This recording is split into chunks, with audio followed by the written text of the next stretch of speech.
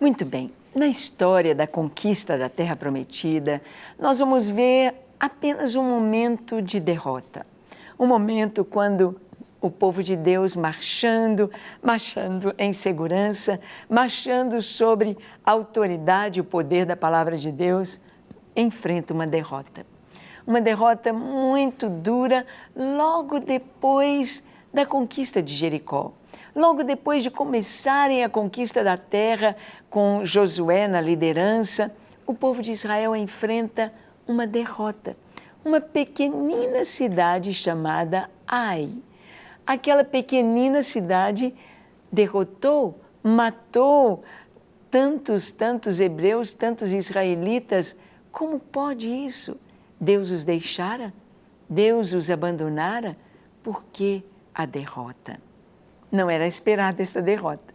Não fazia parte do calendário de Deus, do cronograma do Senhor, não fazia parte do que Deus havia falado com Josué e nem com seu povo, preparando para entrar na Terra Prometida. Não podia isso estar acontecendo. O que havia alguma coisa errada no ar. Havia algo que acontecera no meio do povo que precisava ser descoberto. E então, Josué, depois de ver que aquela derrota trazia algo espiritual dentro de si, ele resolve buscar o Senhor, que Deus mostrasse quem era o culpado e o que estava acontecendo. Então diz o texto, em Josué capítulo 7, de 18 a 26. E fazendo chegar à sua casa, homem por homem, caiu sobre Acã, filho de Carmi, filho de Zabdi, filho de Zera, da tribo de Judá.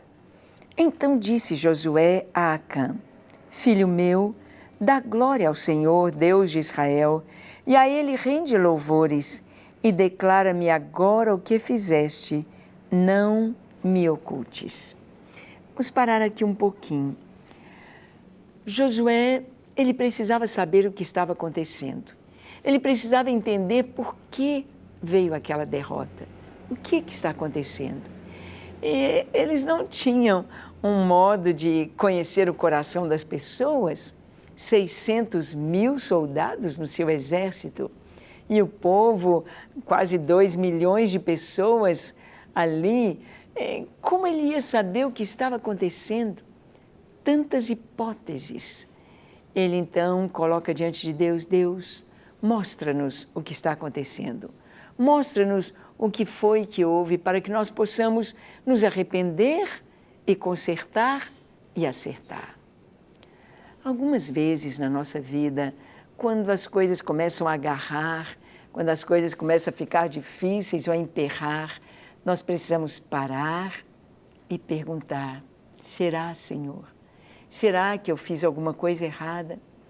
Dar uma examinada no nosso coração e deixar Deus nos falar. O salmista, no Salmo 139, ele ora, sonda-me, ó Deus, e conhece o meu coração, prova-me e vê se há em mim algum caminho mau e guia-me pelo caminho eterno. Sonda-me, sonda-me. Como dentista, eu trabalhei alguns anos na minha profissão e a gente tem a sonda exploradora. As pessoas chamam de os ferrinhos do dentista, aquele instrumento com a ponta bem fininha que a gente passa sobre os sulcos do dente para perceber se há algo errado. O dente está tão bonito, está aparentemente com tudo certo, mas a pessoa tem alguma queixa. Ou, quando apenas vamos fazer uma anamnese, uma análise de como estão os dentes da pessoa, passamos a sonda exploradora. A sonda para provar, para ver se há algo errado no dente. E então, aquele dente tão bonito, tão branquinho, a sonda vem deslizando e de repente ela agarra. Ela agarra.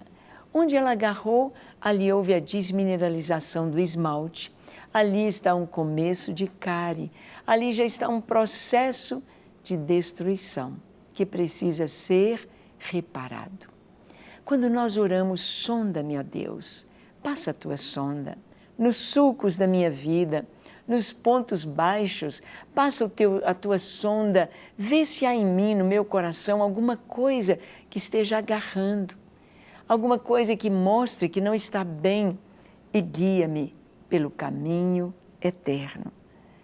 É isso que o salmista orou. Sonda-me, ó Deus, sonda-me. Mas se o dentista apenas sondar e não fizer nada, não adianta. A sondagem é o primeiro passo para se dar o diagnóstico e para se trazer o tratamento. Josué, ele chegou ao Senhor e disse: Senhor, o que está errado? O que houve? Deus disse: olha, tem falha. Alguém pegou das coisas condenadas em Jericó. O Senhor havia dito que quando conquistassem Jericó, não era para pegar absolutamente nada daquela cidade. Nada, nem ouro, nem prata, nem dinheiro, nem nada. Tudo que estava naquela cidade de Jericó era anátema, era condenado. Não deviam pegar nada da cidade.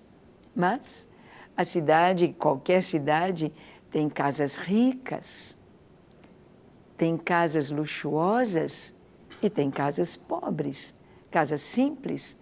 Na casa pobre, quase você não vai achar coisas de valor. Mas nas casas ricas, vasos de porcelana e dinheiro, naquela época era em ouro, barras de ouro, de prata, roupas lindas, finas, as lojas tendo aquelas sedas, aquele linho, aqueles brocados, aquelas roupas tão maravilhosas. Como não pegar nada? Como rejeitar tudo de Jericó? Como? Então, um homem chamado Acã. E Acã, seu nome significa perturbador. Perturbador. Imagine a esposa de Acã, a esposa de um perturbador, a esposa de alguém que não está alinhado com Deus, a esposa de alguém que está buscando as coisas deste mundo, a esposa de alguém que está com foco em outras coisas e perturba o lar, e perturba a família. Não é fácil ser esposa de Acã, não é fácil ser esposa de um perturbador. Como se vai agir? Como se deve agir? Para você não ser do lado dele, estará contra. Para você não estar fazendo as coisas que ele quer, que trazem perturbação, que são pecado, estará contra. Estará em oposição. Nós vamos ver como se portou a esposa de Acã com tudo de errado que ele fez e qual foi a consequência disso. Acã não obedeceu à palavra de Deus. Ele não obedeceu às ordens. Então, veja o que diz o texto. Respondeu Acã a Josué e disse: verdadeiramente pequei contra o Senhor, Deus de Israel, e fiz assim e assim. Quando vi entre os despojos uma boa capa babilônica e 200 siclos de prata e uma barra de ouro do peso de 50 siclos, cobicei-os e tomei-os, e eis que estão escondidos na terra, no meio da minha tenda, e a prata por baixo. Então Josué enviou mensageiros que foram correndo à tenda, e eis que tudo estava escondido nela, e a prata por baixo. Tomaram, pois, aquelas coisas do meio da tenda, e as trouxeram a Josué e a todos os filhos de Israel, e as colocaram perante o Senhor. Bem, olha o que este homem fez. Ele fez exatamente o que Deus havia proibido que se fizesse. Deus dissera: não peguem nada, tudo é condenado. E ele viu ali aquele ouro, aquela prata, aquela capa babilônica luxuosíssima. Ele não vai perder a oportunidade. E ele trouxe e escondeu dentro de casa. Nós sabemos que pessoas, maridos, homens, que agem com fraude, agem com roubo, eles não podem imaginar aquilo que eles estão trazendo para dentro de casa. O problema para a sua família, para os seus filhos, para sua esposa, para sua descendência, o seu nome. Que legado ele está deixando? Acã, o perturbador, ele cobiçou, ele viu e trouxe para dentro de casa. Nós não sabemos quando ele chegou em casa qual foi a reação. Será que a esposa disse: olha, você fez uma coisa errada, você não devia ter feito isso, leva de volta, tira isso daqui, não deixe isso aqui em casa. Qual foi a postura dela? A Bíblia nos conta detalhes, diálogos que são tão importantes. Diálogos que esclarecem a posição da mulher em cada situação. Por exemplo, nós vemos como que Eva conversou com a serpente, nós vemos como que ela cedeu à tentação e ela levou para o seu marido para que ele também comesse do fruto que Deus havia proibido. Nós vemos como Tamar, aquela jovem princesa, filha de Davi, quando ela foi tomada por seu irmão e foi abusada pelo seu irmão, como que ela reagiu? Ela disse: não, meu irmão, não faça isso, você está pecando contra Deus. Se você falar com meu pai, ele consentirá no nosso namoro. Não faça isso. Nós vemos as palavras de Tamar. Mas, por exemplo, Betseba, quando foi à presença de Davi, ela era uma mulher casada. Ela era casada com um dos valentes de Davi, com Urias, e não tem nenhuma palavra de Betseba contrária a Davi. Betseba não disse: não, Davi, não faça isso, pense que você é o rei, pense que meu marido é um dos seus valentes, é um homem de guerra, pense que ele está lá na guerra agora, não faça isso, Davi. Mas não tem nenhuma palavra. Aqui, no caso da história de Acã, se esta mulher tivesse se oposto e dissesse para o seu marido: não faça isto, olha, tenha juízo na cabeça, você pegou coisa condenada, quando é que nós vamos gastar esse dinheiro? Quando que nós vamos poder usar isto? Não faça isso, tire isso daqui de casa, jogue isso fora, leve isso embora. Mas ela não disse nada, nada, absolutamente nada, assim como Betseba não disse nada, nada. Quando a esposa vê o erro dentro da sua casa, ela não pode ficar sem fazer nada. Ela não pode se calar, permitindo que o inimigo entre, tome e destrua. Ela deve ser uma voz. Sempre nós sabemos que há o jeito de falar as coisas, não brigando, não gritando, não discutindo, mas com oração, com sabedoria, trazendo a sensatez. Assim como Tamar tentou trazer para o seu irmão a sensatez: não, meu irmão, não faça isso. E o que ela fez está registrado, para que o nome dela estivesse limpo. Mas aqui a esposa de Acã consentiu. Ela consentiu no erro do seu marido. Ela aceitou aquele roubo. E quem sabe, junto com os filhos, todos ali olhando e vendo, vamos esconder para que ninguém saiba, não contem para ninguém, esse dinheiro vai nos servir depois, quando a gente estiver na nossa casa, vamos abrir o nosso negócio e caladinhos, não contem para ninguém. Nós vemos como que o que vai acontecer com Acã leva toda a sua família junto, arrasta toda a família. O erro, o pecado, principalmente do homem, arrasta a família, leva para a destruição, para a morte, leva para as lágrimas, para a tristeza e deixa um nome ruim. Nós vamos ver que aqui na própria história do povo de Israel, quando estavam aqui no deserto, houve um determinado momento quando aconteceu uma rebelião. Datã, Abirão e Coré. 3 homens da tribo de Ruben e dos levitas também se colocaram contra Moisés. Eles disseram, não é só Moisés que vai nos dirigir, nós também somos santos, nós também fazemos parte do povo de Deus, Deus também fala conosco, nós também temos a palavra, nós... E se colocaram em rebelião. Ó Moisés, do jeito que você está dirigindo o povo, não está certo, não está bem, está cheio de reclamação, as pessoas não estão gostando desse modo e nós vamos tomar frente também, nós vamos formar um conselho aqui, nós também temos Deus. E nós sabemos o que aconteceu com estes 3 homens. Eles e a sua casa, a terra se abriu e os engoliu vivos, e a terra fechou sobre eles. Mas é importante perceber que os filhos de Coré não foram mortos. A família de Coré não foi morta junto com ele, como aconteceu com Abirão e Dotã. Não aconteceu a mesma coisa. Por quê?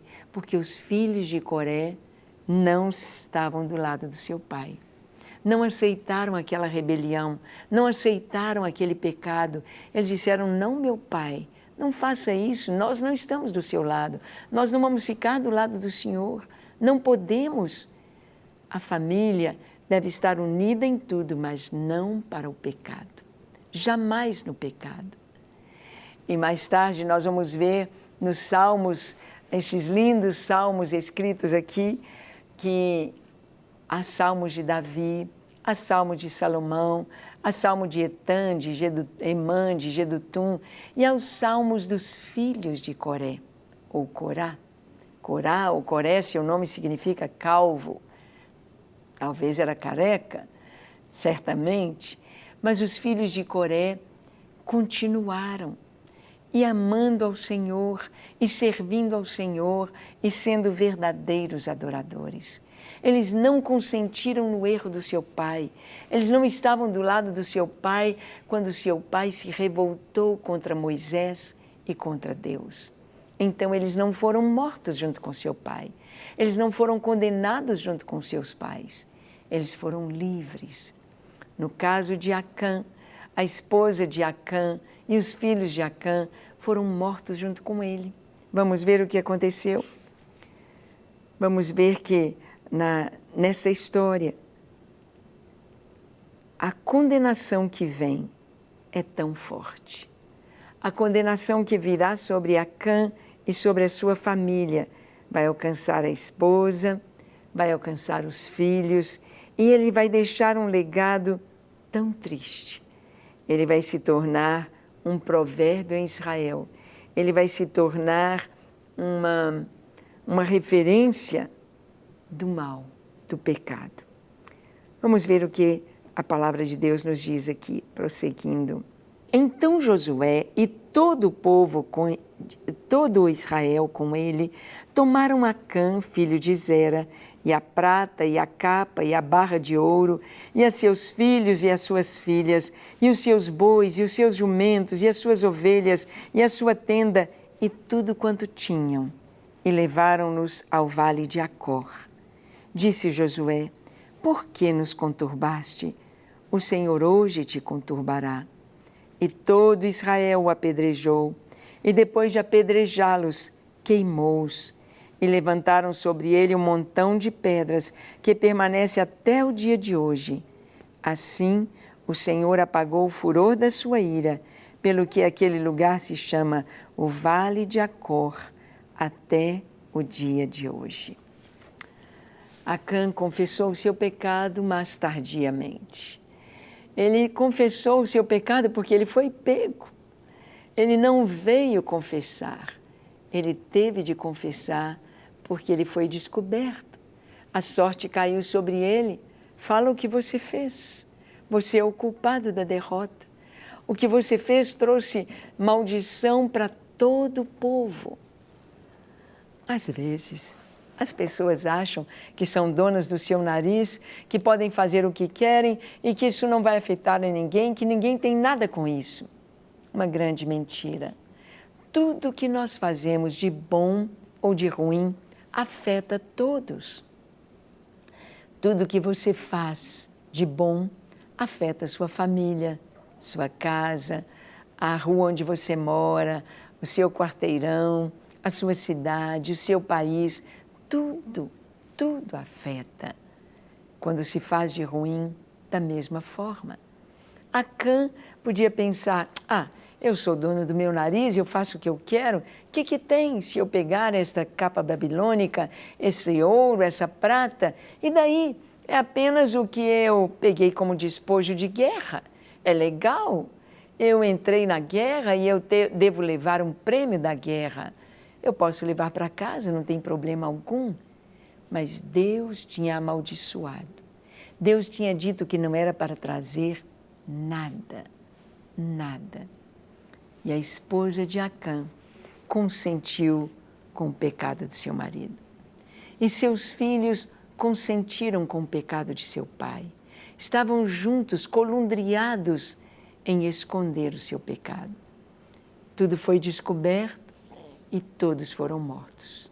Acã, a esposa, os filhos, os bois, os jumentos, tudo que ele tinha, com a sua casa, com tudo, foi queimado, foi morto. Valeu a pena? Valeu a pena o pecado? Valeu a pena cobiçar? A gente vê que as pessoas que ficam roubando na corrupção, roubar desde as coisas mínimas até a grandes quantias, não vale a pena, não traz bênção. O lar fica maculado, a família, e se perde. Foram apedrejados. Não é isso que tem acontecido hoje nos nossos dias, olhando a Operação Lava Jato, descobrindo as falcatruas, descobrindo os roubos, a corrupção. Não vêm as pedras, não são apedrejadas as pessoas que fizeram a fraude junto com a sua família, junto com a sua casa. Vale a pena o pecado, vale a pena estar fazendo as coisas contrárias à palavra de Deus. Não vale, certamente que não. Então é necessário que a esposa seja uma esposa sábia, que olhe aquilo que o marido está fazendo. Se ele não ouve, se ele não atende, mas ela pode orar. Ela pode orar para que Deus possa mudar, mas ela não deve jamais estar colundriada, jamais deve estar conformada ou aceitando o pecado.